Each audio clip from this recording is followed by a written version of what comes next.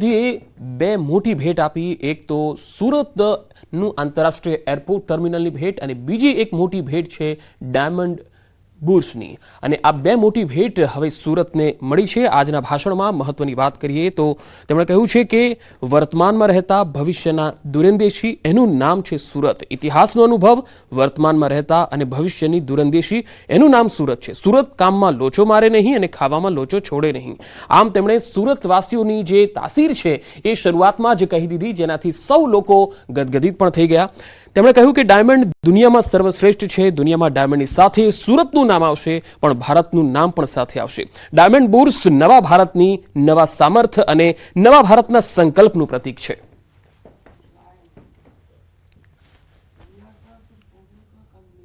અને હવે અન્ય સમાચારો તરફ નજર કરીએ. દાહોદથી આવી રહ્યા છે સમાચાર. દાહોદમાં તસ્કરોએ તરખાટ મચાવ્યો. મધરાત્રે મેઘદૂત સોસાયટીમાં તસ્કરોની ટોળકી ત્રાટકી હતી. મકાનની બારીની ગ્રીલ કાપી તસ્કરોએ અંદર પ્રવેશ કર્યો. મકાન માલિક જાગી જતા ચોરની ટોળકીએ હથોડા વડે મકાન માલિક પર હુમલો કરી દીધો. મકાન માલિક ઇજાગ્રસ્ત થયા. રોકડ, સોનાની ચેન, લેપટોપ, મોબાઈલ ઉઠાવીને તસ્કરો ફરાર થઈ ગયા. ચોરી પહેલા ટોળકીના અન્ય સભ્યોએ આસપાસના ઘરના દરવાજા પણ બહારથી બંધ કરી દીધા હતા. સમગ્ર ઘટનાના સીસીટીવી પણ સામે આવ્યા છે. તસવીરમાં જોઈ શકાય છે કે આ ચોર ટોળકી, આ તસ્કરો કેટલા બેફામ બની ગયા છે, કેટલી હદે તેઓ નુકસાન પહોંચાડી રહ્યા છે અને તેમને કોઈ જ કાયદાનો કે પોલીસનો ખોફ રહ્યો નથી. તો તસ્કરોએ તરખાટ મચાવ્યો અને રોકડ અને સોનાના દાગીના લૂંટીને ફરાર થઈ ગયા. બારીની ગ્રીલ તોડીને મકાનમાં પ્રવેશ્યા. મકાનના જે બાકીના દરવાજાઓ હતા તે અંદરથી બંધ કરી દીધા. રોકડ, સોનાની ચેન સહિતનો સામાન ઉઠાવીને ફરાર થઈ ગયા. મહેસાણાના ઊંઝામાં એક જ રાતમાં 5 જેટલી દુકાનોના તાળા તૂટ્યા. પ્રતાપ ચંબરની દુકાનના શટર તોડી તસ્કરોએ દુકાનમાં પ્રવેશ કર્યો. તસ્કરોએ વેપારની ચેકબુક, પાસબુક પણ રસ્તા પર ફેંકી દીધી હતી. ચોરી માટે આવેલા તસ્કરો સીસીટીવીમાં કેદ થયા છે. આ તસવીરો જુઓ. સમગ્ર મામલે ઊંઝા પોલીસ હવે કાર્યવાહી કરી રહી છે. એક જ રાતમાં 5 દુકાનોના તાળા તૂટ્યા છે.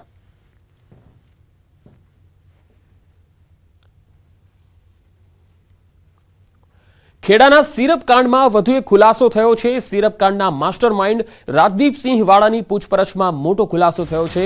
500 લીટરના દ્રાવણમાં 50 લીટર ઇથેનોલ કેમિકલ મિક્સ કરવામાં આવ્યું હતું.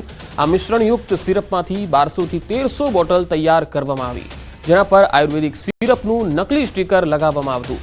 આરોપી યોગેશ સિંધી ગ્રામ્ય વિસ્તારોમાં આ બોટલનું વેચાણ કરતો હતો. પોલીસે સમગ્ર સિરપ કાંડમાં 7 આરોપીઓની ધરપકડ કરી છે. 18 ડિસેમ્બરે માસ્ટર માઇન્ડ રાજદીપસિંહ વાળાના રિમાન્ડ પૂર્ણ થશે, જ્યારે અન્ય 6 આરોપી હાલ જ્યુડિશિયલ કસ્ટડીમાં ખસેડાયા છે. વધુ માહિતી સાથે સંવાદદાતા ઉમંગ મારી સાથે ખેડાથી જોડાયા છે. ઉમંગ, આ જે પ્રવાહી વડે સિરપની 1300 જેટલી બોટલો બનાવવાનો જે ખુલાસો થયો છે, હાલ પોલીસ આ મામલામાં શું કાર્યવાહી કરી રહી છે? ચોક્કસથી પંકજ, એક વાત હવે સ્પષ્ટ થઈ ગઈ છે કે બજારની અંદર સિરપના નામે દારૂ વેચાતો હતો. આ જે રાજદીપસિંહ વાળા છે તેની જે પૂછપરછ હાથ ધરવામાં આવી રિમાન્ડ દરમિયાન, તેમાં અનેક ખુલાસા થયા છે. જેમાં આ જે ઇથેનોલ કેમિકલ હતું જે મુંબઈથી લાવવામાં આવતું હતું, ઇથેનોલની અંદર 500 લીટર અન્ય દ્રાવણ જેમ કે ફ્રૂટ બેર જેવા જે અન્ય દ્રાવણો છે તેની અંદર 50 લીટર જેટલું આ મિક્સ કરી અને તેને બોટલની અંદર પેક કરી સિરપના નામે બજારમાં વેચાતું હતું. સમગ્ર કાંડની વાત કરીએ તો અત્યાર સુધીમાં પોલીસ દ્વારા 7 જેટલા આરોપીની ધરપકડ કરવામાં આવી હતી, જેમાંથી 6 જેટલા આરોપીઓ અત્યારે જ્યુડિશિયલ કસ્ટડીમાં છે અને રાજદીપસિંહ વાળા છે તેની પૂછપરછમાં ખુલાસો. પરંતુ પંકજ, સવાલ ઉભો એ થઈ રહ્યો છે કે જે મૃતકો હતા તે મૃતકોમાં મિથેનોલનું પ્રમાણ મળી આવ્યું હતું. તે મિથેનોલ ક્યાંથી આવ્યું એ પણ હજુ પોલીસ અત્યારે તપાસનો વિષય બની રહ્યો છે. જી પંકજ. જી ઉમંગ, આભાર માહિતી આપવા માટે.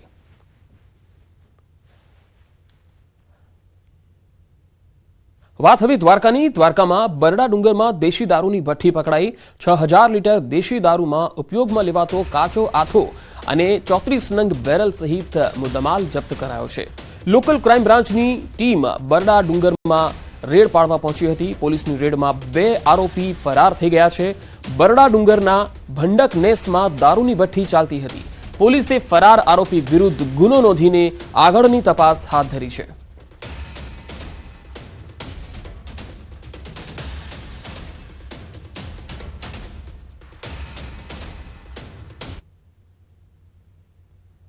પંચમહાલમાં ન્યૂઝ 18ના અહેવાલની અસર જોવા મળી. અહેવાલો બાદ જાસૂસી કાંડ અંગે ફરિયાદ નોંધાઈ છે. સરકારી અધિકારી વાહનોની જાસૂસી અંગે ફરિયાદ થઈ છે. કાલોલ પોલીસ મથકે ખાણ ખનીજ વિભાગે ફરિયાદ કરી છે. કાલોલના નારણબાબુ વણજારા પાસેથી મોબાઈલ પકડાયો હતો. મોબાઈલના ડેટાના આધારે પોલીસે 18ના નામ અને મોબાઈલ નંબર સાથે ફરિયાદ કરી. આરોપીના મોબાઈલમાંથી અલગ અલગ વોટ્સએપ ગ્રુપ પણ મળી આવ્યા. ખાણ ખનીજ વિભાગની ફરિયાદના આધારે આઈપીસીની કલમ 186, 34 અને આઈટી એક્ટ 66E પ્રમાણે ગુનો નોંધાયો છે.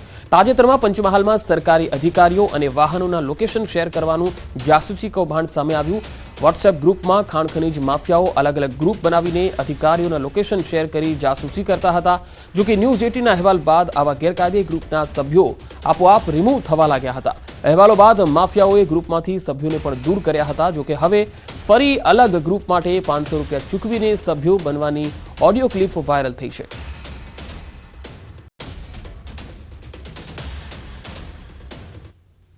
જે માફિયાઓના ગ્રુપ બનેલા હોય એ લોકો અમારી પલે પલની માહિતી એમના ગ્રુપમાં શેર કરતા હોય, જેથી એ બચી શકે, ચોરી કરતા, રેતી ચોરી કરતા, બ્લેક ટેપની ચોરી કરતા બચી શકે.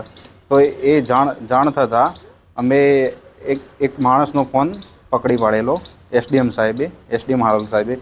તો એના આધાર ઉપર કાલે અમે ફરિયાદ નોંધાવી છે કાલોલ પોલીસ સ્ટેશને. અને હવે બ્રેકમાં જતા પહેલા નજર ટોપ 3 હેડલાઇન્સ પર. સુરતમાં પીએમ મોદીએ એરપોર્ટ ટર્મિનલનું કર્યું ઉદ્ઘાટન. એરપોર્ટથી ડાયમંડ બુર્સ સુધીનો રોડ શો, વિશ્વના સૌથી મોટા ડાયમંડ બુર્સનું ઉદ્ઘાટન. ગુજરાતવાસીઓ હવે કડકડતી ઠંડી માટે થઈ જાઓ તૈયાર. હવામાન વિભાગે ઠંડીની કરી આગાહી. 2 થી 3 ડિગ્રી તાપમાનમાં થશે ઘટાડો. રાજકોટના જંગલેશ્વરમાં બાળક પર 7 થી 8 શ્વાને કર્યો હુમલો. શ્વાન હિંસક બનતા સ્થાનિકોમાં ભયનો માહોલ.